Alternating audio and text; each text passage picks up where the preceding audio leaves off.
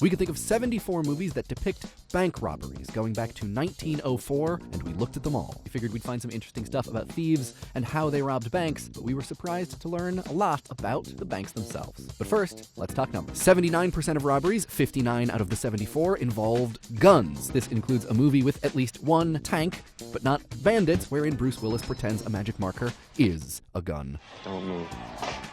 Half of robbers wear a mask or a disguise beyond a hat or sunglasses. The black balaclava is the most popular by far, coming in at a distant second and third. Clowns and old-school bandit-style bandanas, usually black. The best disguise, I think, are the pig masks from BMX Bandits, doubly so because one of the thieves says, "You're staring death in the face." And, maybe there's some subtle commentary on capitalism or retail banking there. The most iconic disguises are, of course, the dead presidents, made famous by Point Break, and repeated with living politicians in Fun with Dick and Jane. On the floor! I will blow those whiskers right I'm down! The most popular way to begin a robbery is to fire a gun into the air, which occurred in nearly a dozen films.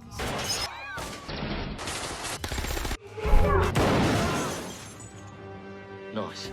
In a couple movies, Quick Change with Bill Murray and the original Going in Style with George Burns, bank employees and customers don't take the robbery seriously. You've got to be kidding. Until a shot is fired in the air. I guess that's how you know they mean criminal business? This is a robbery. It is.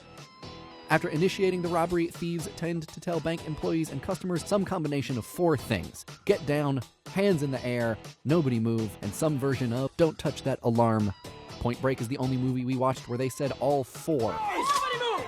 No! Get down! Now back away from the counter and get your fucking hands up! Much less common are statements like, don't be a hero, which we saw in 5 films, and informing everyone, actually, I'm making a withdrawal, which we saw in 4 films, and which we groaned at 4 times. Ugh. We saw 18 criminals stand on a counter during the robbery, and 1, Captain Jack Sparrow, stand on the bank itself. Duffel bags are the most popular way to transport stolen cash, seen in 13 films, with iconic white money sacks coming in second. Other common vessels include medicine and saddlebags, mostly in older films, backpacks, briefcases, trash bags, pockets, and, in one case, undergarments.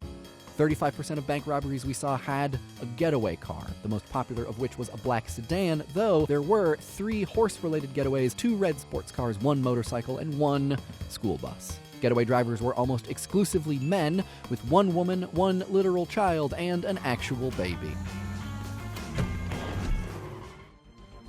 20% of the robberies we watched turned into hostage situations, where the well-being of a civilian is directly threatened as a bargaining chip.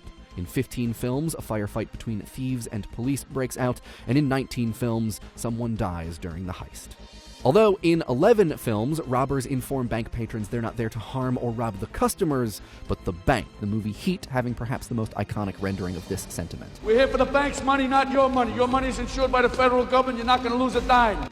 In American Heist, one thief even describes the stick-up as a form of justice. Which brings us, in a roundabout sort of way, to the banks themselves. Out of 74 films, we'd describe 20 banks as small, which includes 1 ATM parlor and 1 provincial Mexican bank from Butch Cassidy, but mostly low-ceilinged storefront banks. By comparison, we'd describe 36 banks as stately, imposing, or simply big.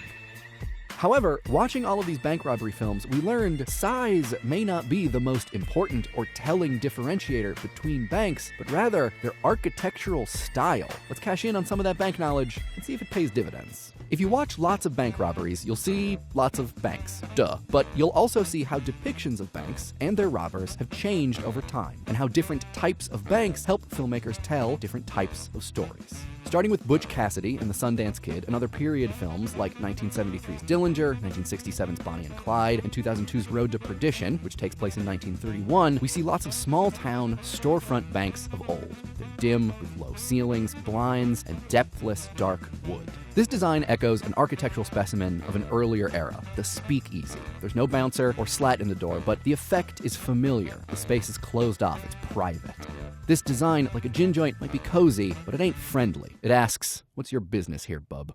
The same goes for banks like the one found in Public Enemies, also set in the 30s. These buildings trade low ceilings and slats for cathedral heights and taller windows which, regardless, often struggle to light the gargantuan space. There may be some wood paneling, but marble dominates. Still, for all their openness, these buildings have lots in common with their smaller counterparts. Neither the small speakeasy bank nor the big vaulted bank are inviting, and they're not meant to be. They're not a five and dime or a luncheonette. They're supposed to be unwavering, tough, which is perhaps why we see them attract the criminals they do.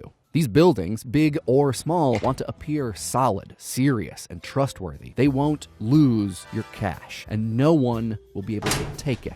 Any idea who you're stealing from? You and your friends are dead!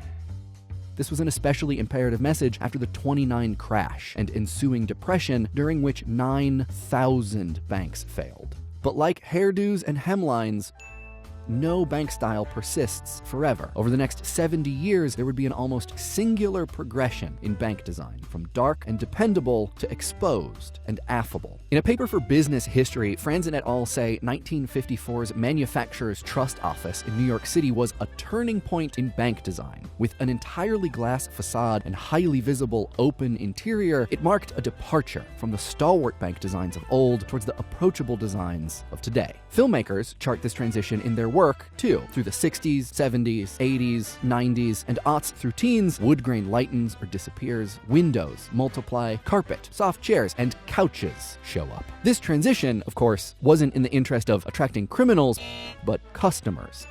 As more and more people had to deal with increasingly varied financial instruments every day, the bank had to change, as Franzen et al. Put it, from money storage to money store. If the bank of old was a speakeasy, wondering why you're even here, then the bank of new has been Starbucksified.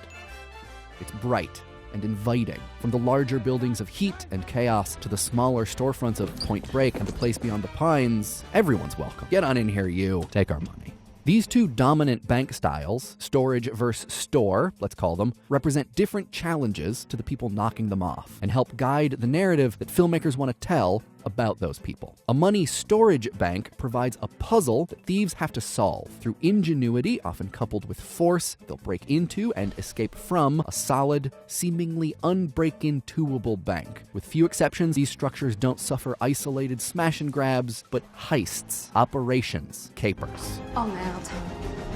The people we see robbing storage banks are, for the most part, in the bank robbing business. It is what they do, to various levels of success, sure, but with the arguable exception of Bonnie and Clyde, not many desperate hooligans knock off stalwart money storage banks. In Public Enemies, The Dark Knight, Butch Cassidy, Inside Man, Killing Zoe, Dillinger, and more, we see how these spots are largely the focus of focused criminals. Over time, as bank designs diversify, so too do their criminal clientele. Pro-plunderers still rob a money store, of course, like in The Town or American Heist, but now we also see extreme sports thrill seekers, petty criminals, and more than a few people who feel they just don't have any other choice. The visually open money store still provides narrative puzzles, but they don't normally require expert strategizing. Often, whatever problems are encountered in these buildings are solved improvisationally, with violence or coercion, through the use of hostages, for instance, which by our count were taken twice as many times in this type of bank. By choosing one bank style over another, a director can reinforce or create tension with the skills and motivations of whoever is robbing it, too. Don't fuck with me today. Often, characters robbing money storage make an assault on a bank, that particular bank. But those who rob a money store assault banks, maybe even banking in general.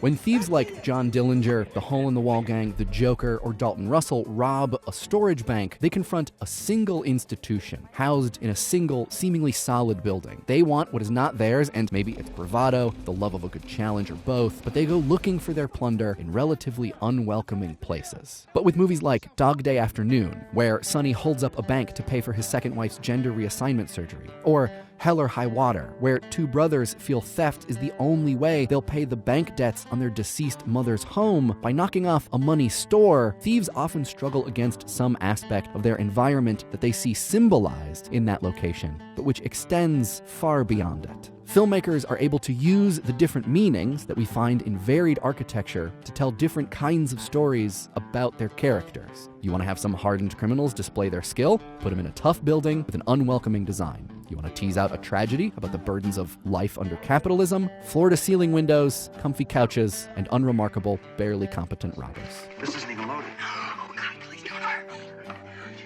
The bank, much like the robbers themselves, becomes a character that filmmakers use to tell their story. I'm Mike Rignetta, and this has been Cinema Depictions: Bank Robberies.